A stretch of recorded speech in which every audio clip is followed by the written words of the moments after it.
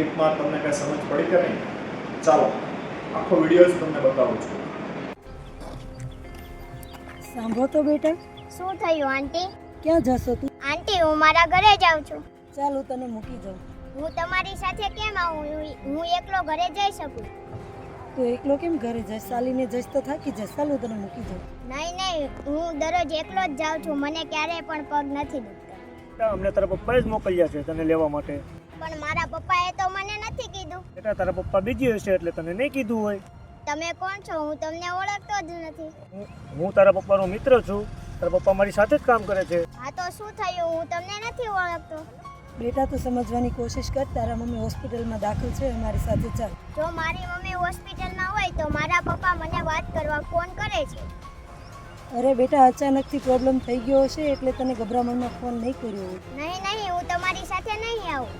ઠીક છે બેટા, તારે શું જોઈએ છે બોલ. મને કંઈ નથી જોતું. તું અમારી સાથે આવ બેટા, હું તને ચોકલેટ ને બિસ્કિટ ને નવા નવા કપડાં પણ લઈ આપીશ. ના, તમે કેમ મને પરેશાન કરો છો? મારે નથી આવું. લાગે છે હવે આ છોકરો નહીં મને આપણી વાત. કેમ થયું ભાઈ? વાત માની કે નહીં છોકરાએ? નહીં, તમે તમારા સ્કૂલના છોકરાઓને બહુ સારો ટ્રેટ કર્યો છે. રે સર, તમે આ લોકોને ઓળખો છો? હા બેટા, હું આ લોકોને ઓળખું છું. આ આપણી જ શાળાના વાલી છે. સર, આ લોકો સારા નથી. ક્યારના મને પરેશાન કરે છે.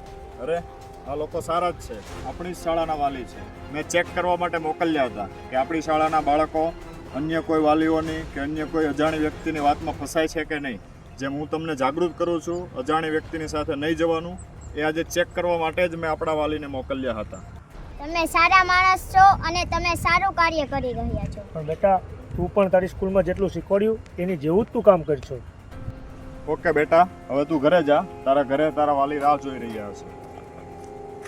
સર, તમે તમારા બાળકોને સારી શિક્ષા આપી છે. હા, અમારી શાળાના દરેક વિદ્યાર્થીઓને અમે આ રીતે ખૂબ સારી જાગૃતતા લાવીએ છીએ અને સમજદારીના પાઠ પણ શીખવીએ છીએ.